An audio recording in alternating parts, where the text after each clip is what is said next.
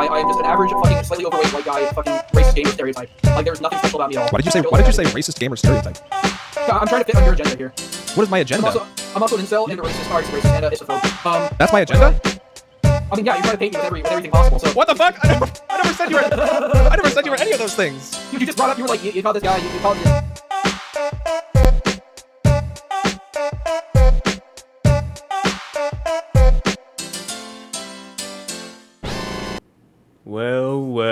Well, look what we got here. We got some shit going down between a bunch of different YouTube and Twitcher people. We got shit going down between RiverCiver and SpooknJukes in accordance to what transpired a few weeks back between the Twitcher SheSaw and Greenie. What transpired was just typical salty TV video that we've all seen 1,000 times over and over and over again. If you've been in this community long enough where Twitchers get pissed off and someone on YouTube makes a video about it, gets a respectable number of views, everyone laughs and moves on with their day.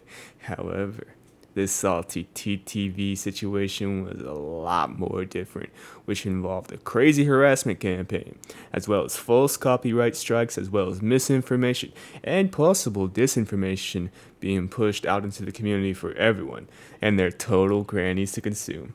Without further ado, let's get right into the video.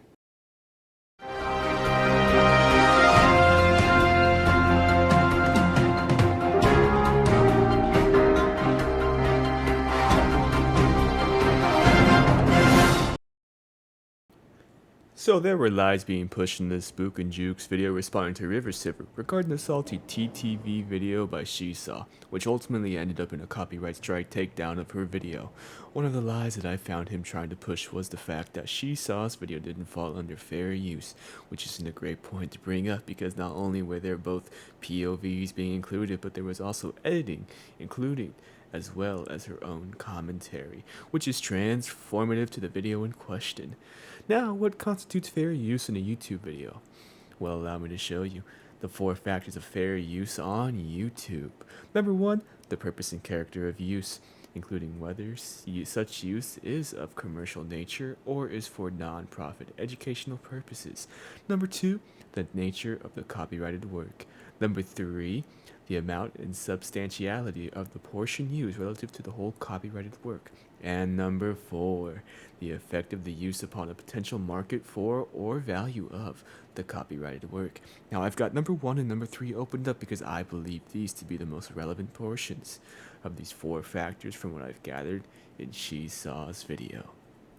The reason being why number 1 is relevant is because the material being used, which is part of Greenie's VOD as well as SheSaw's VOD, is both crammed together into one video with on-screen editing and all that fun jazz, which adds new meaning and expression to said original material.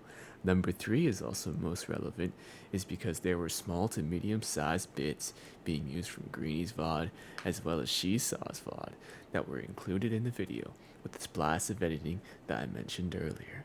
That is considered fair use according to what you see on the screen. Even YouTube agrees with the sentiment of fair use because the video is currently back up on her channel. You can see it right here and also on her channel. I'll link it in the description below, as well as all my other sources I've used in the video, which will be under the sources icon in the description. The second lie that I found SpooknJukes trying to push was the fact that SheSaw couldn't let it go despite the fact that Greenie was tweeting about SheSaw for days on end, as well as DMing her other Twitter followers the username of the salt farming killer that she claimed she didn't want to give attention to. So again, who couldn't let it go? I mean, Greenie was very proud of herself for taking down the video that she tweeted about it despite the fact that it fell under fair use. SpooknJukes tried to claim that after being banned from Greenie's chat, she hopped over to SkillCheck's chat to spam messages, forgetting the fact that he multi-streams both on Twitch and YouTube, which is a very common thing that streamers do, but that's besides the point. However, according to SheSaw, this was days later that this transpired, so let's take a listen. There, River claims that Greenie is lying by saying that Goth was spamming chat messages after the match and said, oh no, Goth just said GG. But that is a lie, because if you look at Greenie's boyfriend's chat, Goth went into his chat and was spamming a shit ton of messages after she got banned in Greenie's chat. Like, Goth... Again, so now he's framing it as, I got banned. Right after I got banned from Greenie's chat, I decided to go to SkillCheck's live stream, which is again not true. This was days after, and I noticed that SkillCheck was live, and I decided, ooh, here's a good chance because I found out SkillCheck has 20,000 followers. Maybe I should try to make amends with this guy and help him understand that nothing I did was personal. But SpooknJukes is framing it as if it was right after I got banned from Greenie's and I wanted to continue the escalation. Which, again, doesn't really matter just because I didn't say anything bad. I asked why I was banned and I thought you guys were chill. And I got no beef with you or your girlfriend, I'm assuming, but I had to point out the hypocrisy. So, like, what?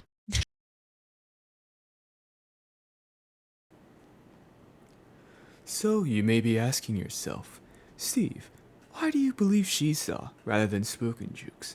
Well, let me tell you real quick. Let's take a look at the teammates in both Greenie's video posted on Twitter, as well as the screenshot used in SpooknJukes' video.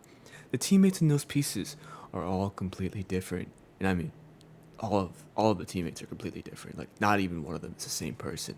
I mean, Greenie's not even there. You can't even see her in SpooknJukes' video, but you know, you can't possibly tell me that none of his viewers didn't see that and think, well, this is quite fishy, ain't it? Unless, of course, they're just taking SpooknJukes' word for it. This right here is where SpooknJukes straight up lies about the situation to what I can assume because of his own biases for the larger content creator that he is cool with.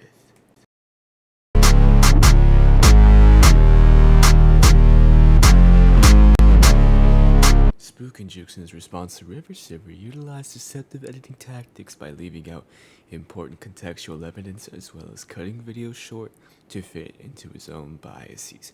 These are the same type of tactics that any type of content creator would utilize to skew public perception based on a situation or a person that is in question. In this clip that I'm about to show you, SpooknJukes edits out the fact that both River and SheSaw include the fact that SheSaw herself got incredibly salty in-game when he claimed that both SheSaw and River's video was incredibly one-sided, only showing the fact that Greenie herself was salty throughout the match. Now the entire notion of being salty in-game is completely meaningless when in comparison to the false copyright strike that Greenie tried implementing on the smaller creator. The point of me showing this clip is to show the inherent bias that SpooknJukes is obviously granting his budding content creator within the same space. Let's go ahead and take a look. Really quick right here. I'm chasing SkillCheck, he's the Ash, and I'm complaining, alright? There's a part in my video, we're gonna skip to it. So as you can see, it's the same clip. I'm chasing ranked in this shit, bro. It's so boring. And he cuts it. Now, why do you guys think he cut it? Well, we're gonna see right here. Because this is what I showed in my own video. Shit, bro. It's so boring. Yep, another palette, yep. Another fucking palette, yeah. Yeah, why does it log on to the fucking bro? So as you guys can see, he cut out the part where I made fun of myself for also being salty.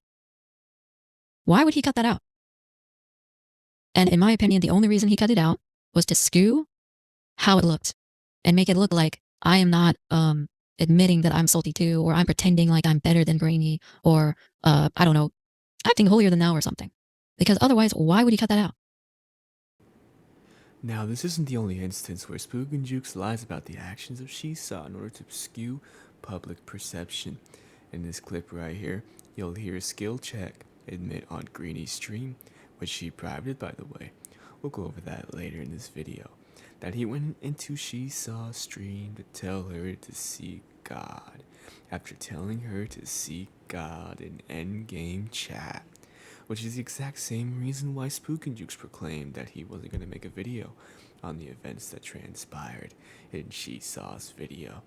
This is where SpooknJukes lied by saying that SheSaw was the instigator, despite the fact that evidence does point to SkillCheck being a pretty negligible instigator in this instance. That isn't to say that either party instigated the events that transpired, because in my opinion, Neither party instigated anything crazy, apart from the false copyright strikeout, of course. But according to SpooknJukes logic, Skill Check was the first instigator. Let's take a look at that clip. And he said it twice. So he said seek God in the in-game chat. Then he went to my stream and said seek God again. So, and he admits this in this video. It's like right here. Let me see if I can just play it. Right here. I'm not surprised. I said, see God, they said interesting. And I left. I believe. And I left. Did you hear him say I left? Okay. So unfortunately, I know a lot of people might speculate, oh, well, Skill Check is just talking about the in-game chat. Seek God. I say, cause I wanna, and I left. Okay? Why is it then that right here, I'm not surprised. I said, see I said, seek God, and he said, interesting. He's quoting me. And that's because in my stream, when he told me to seek God again after the in-game chat, I said, interesting, because I thought it was strange that he said the same thing twice, and that he was so salty that he said seek God twice. I just thought it was, and the fact that it's cringe because you're telling me to seek God over how I played in a video game. As you can see in that clip, Skill Check was the instigator, if we're using SpooknJukes logic. Well, speaking of Skill Check, I was going to hold this off until a little bit later in the video, but since we're talking about him right now, we can go ahead and go over Greenie lying on her Twitter about why she privated her VOD. As you can see right here, she said the reason why she privated the VOD was at the request of a bunch of different creators. However, as pointed out in SheSaw's live stream, with audio evidence, you'll see that Skill Check was the only one who requested the VOD to not be published, which Greenie, without hesitation, quickly obliged. So that's weird. I didn't know that Skill Check was on his Elliot Alderson arc, because Greenie claimed that multiple creators requested the VOD not to be published. However, it was just Skill Check being a requesting party.